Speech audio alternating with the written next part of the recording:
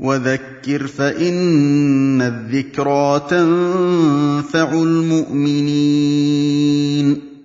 وَمَا خَلَقْتُ الْجِنَّ وَالْإِنسَ إِلَّا لِيَعْبُدُونِ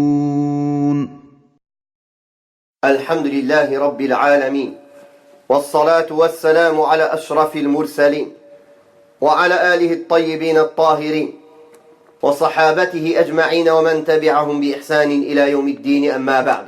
Serviteurs d'Allah, nous allons nous arrêter aujourd'hui avec un hadith du prophète sallallahu alayhi wa sallam, le hadith de Abil Abbas Sahl ibn Sa'd al-Sa'idi radiyallahu anhu, qu'a rapporté l'imam Ibn Majah et qui est un hadith acceptable. Sahl ibn Sa'd al-Sa'idi radiyallahu anhu a dit: un homme est venu voir le prophète sallallahu alayhi wa sallam et a dit: ô messager d'Allah, indique-moi une œuvre que si je la mets en pratique, Allah m'aimera et les gens m'aimeront. Alors le messager d'Allah sallallahu alayhi wa sallam a de répondre: désintéresse-toi de ce bas monde, Allah t'aimera. Et désintéresse-toi de ce que possèdent les gens t'aimeront. Serviteurs d'Allah, le fait de se désintéresser de ce bas monde est un des plus hauts degrés que le croyant peut atteindre.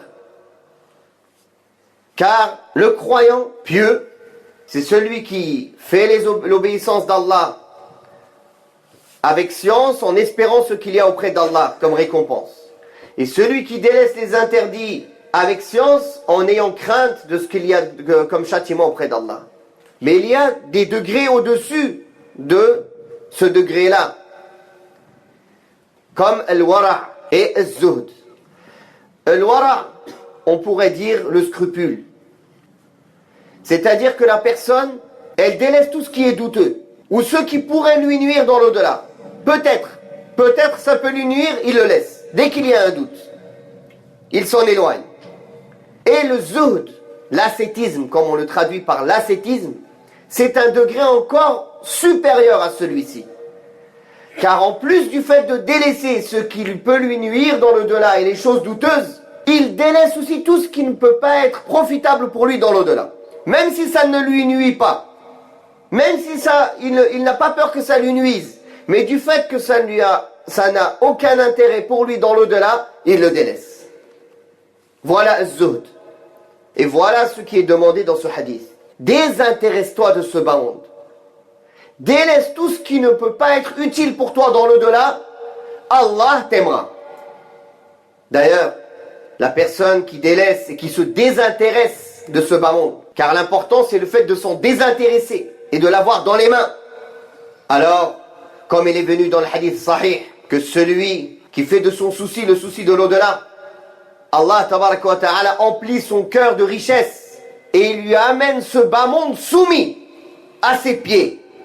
Alors que celui qui fait de ce souci, il s'est dispersé, son souci s'est dispersé dans les soucis de ce bas monde, alors Allah va mettre la pauvreté devant ses yeux et il n'aura que ce qu'Allah lui a destiné. L'imam al-Baghawi, rahimahullah, a dit qu'il est interdit pour un croyant d'être heureux pour les choses du bas monde qui lui viennent. En se basant sur la parole d'Allah tabaraka wa ta'ala dans Surat al-Ra'd, ils ont été heureux, ils ont été contents de la vie de ce bas monde. En réalité, ce qui est interdit, c'est d'être heureux des choses haram de ce dunya ou bien des choses qui sont supplémentaires à nos besoins. Et Allah Ta'ala nous a enjoint de se réjouir des bienfaits d'Allah et de sa miséricorde. Dit, réjouissez-vous des bienfaits d'Allah et de sa miséricorde. Ou bien, dit, des bienfaits d'Allah et de sa miséricorde. C'est de ça qu'il faut se réjouir. Ceci est bien meilleur que tout ce qu'ils peuvent amasser. L'imam al-Shafi'i, rahimahullah, a dit, le fait de chercher ce qui est supérieur à nos besoins dans le halal, dans le licite, est un châtiment par lequel Allah a éprouvé les gens du tawhid, les gens du monothéisme.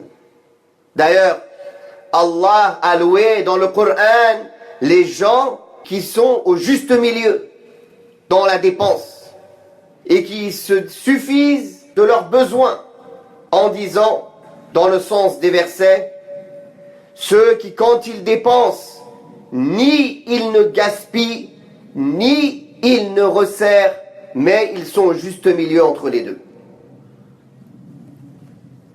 Le dunya, ce bas monde, son halal, c'est des comptes à rendre. Et l'illicite, le haram de ce bas monde, c'est des châtiments qui nous attendent. C'est pour ça qu'elle n'a pas la valeur auprès d'Allah d'une aile de moustique. Comme le messager d'Allah sallallahu alayhi wa sallam a dit, si ce dunya avait la valeur d'une aile de moustique auprès d'Allah, il n'aurait pas donné à boire une gorgée d'eau aux mécréants. Un dunya, Allah le donne ce bas monde à ceux qu'il aime ou à ceux qu'il déteste. L'augmentation de ce bas monde n'est pas une preuve de l'amour d'Allah, mais ça peut être un châtiment même. Alors que la religion, la science et la bonne compréhension de l'islam et la bonne pratique, Allah ne le donne qu'à ceux qu'il aime. Celui à qui Allah veut du bien, il le rend versé dans les sciences de la religion. Le messager d'Allah sallallahu alayhi wa sallam n'a pas dit, il lui rajoute de l'argent.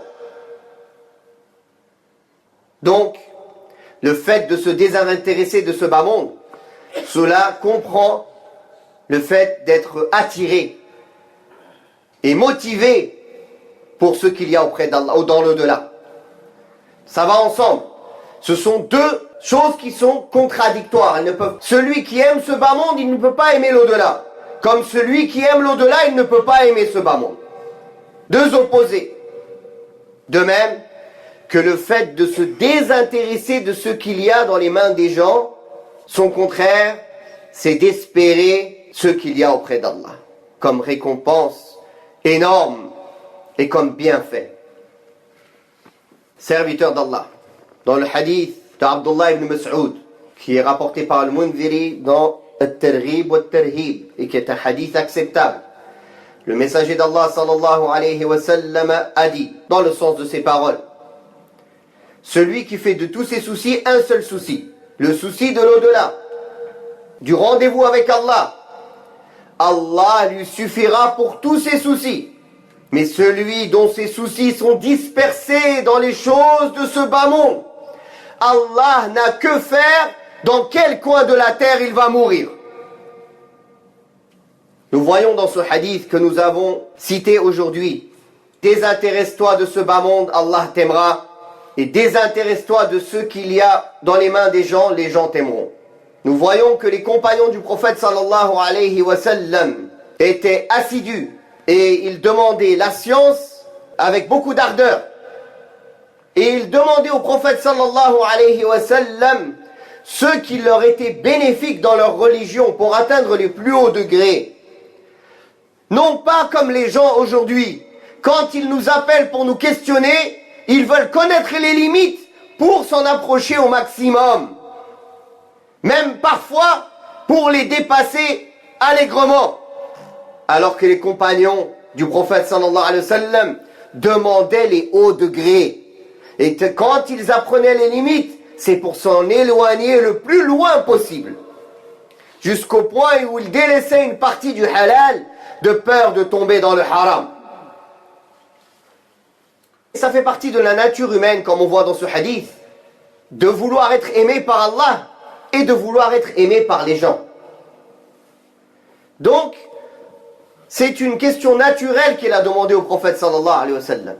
Et le messager d'Allah sallallahu alayhi wa sallam, en peu de mots, riche de sens, lui a donné une réponse valable de son jour jusqu'au jour du jugement dernier, qui est de se désintéresser de ce bas monde, d'être ascète dans ce bas monde et d'espérer et d'être motivé pour l'au-delà. De même que de se désintéresser de ce qu'il y a dans les mains des gens, de ne pas chercher à connaître ce qu'ils possèdent, de ne pas chercher à se concurrencer dans les choses de ce bas monde. Et les gens t'aimeront. Effectivement, les gens sont attachés à ce qu'ils possèdent. Donc quand tu t'intéresses à ce qu'ils possèdent, à ce qu'ils aiment, ils te détestent. Mais quand tu te désintéresses de ce qu'ils aiment, tu es là, quand il te rencontre, c'est que pour un intérêt pour lui. Alors il va t'aimer, car tu es bénéfique pour lui. Tu lui ramènes une belle parole, tu lui amènes un beau cadeau, tu lui conseilles un bon conseil, tu l'interdis le blâmable, tu lui ordonnes le convenable. Donc tu n'es que quelqu'un de profitable pour lui. Malheureusement, beaucoup de personnes faibles dans la foi, et même parfois certaines institutions qui veulent se présenter au nom de l'islam, ont été éprouvées par le fait de tendre la main et par la mendicité. Et le messager d'Allah sallallahu alayhi wa sallam a dit que celui qui mendie beaucoup viendra le jour du jugement dernier et il n'a pas un morceau de chair sur son visage. Alors que la main haute est meilleure que la main basse. La main qui donne est meilleure que la main qui reçoit. Certains compagnons du prophète sallallahu alayhi wa sallam ont fait acte d'allégeance au prophète sallallahu alayhi wa sallam de ne jamais rien demander aux gens. Jusqu'au point où l'un d'eux était sur sa monture en voyage, sur son chameau, et quand il fait tomber sa cravache, il ne demande à personne qui marche de lui donner. Il fait s'asseoir son chameau pour récupérer sa cravache de lui-même et remonter sur son chameau. Combien sont éprouvés aujourd'hui par le fait de demander aux gens? Toute chose, il demande aux autres. Il n'a pas assez d'honneur pour pouvoir s'occuper de ses affaires lui-même. Il va demander toute chose à tout le monde. Donne-moi ça, fais-moi ça, prête-moi ça, j'ai pas. Il passe sa vie à pleurer et à s'humilier. Humilie-toi devant Allah subhanahu wa ta'ala et lève la tête devant les gens. Si tu veux garder la tête haute devant les gens, ne leur demande rien. Sois toi à leur service. Est-ce que vous n'entendez pas Allah ta'ala dans le Coran qui vante les pauvres parmi les compagnons qui ne montrent pas leur pauvreté? L'ignorant pense qu'ils sont riches tellement ils se préservent. Tu les reconnais par des signes apparents, ils ne demandent pas aux gens. Ils ne demandent pas aux gens. Une des plus grandes causes pour être aimé par les gens, c'est de ne jamais rien leur demander et de se désintéresser de ce qu'ils possèdent. Serviteur d'Allah, ce bas monde, comme le messager d'Allah sallallahu alayhi wa sallam l'a dit à Ibn Omar quand il l'a pris par ses épaules, il lui a dit: sois dans ce bas monde comme un étranger ou un homme de passage. Prends-en ce que tu as besoin pour ton voyage, car ta vraie demeure est proche. Quand la mort va venir te chercher à un rendez-vous qu'Allah connaît et que nous ne connaissons pas, il faudra être prêt à partir avec les bagages nécessaires. فنسأل الله تبارك وتعالى أن يوفقنا جميعا ما يحب ويرضاه وأن يجعلنا من الزهاد في الدنيا والراغبين في الآخرة والحمد لله رب العالمين. وقل رب زدني علما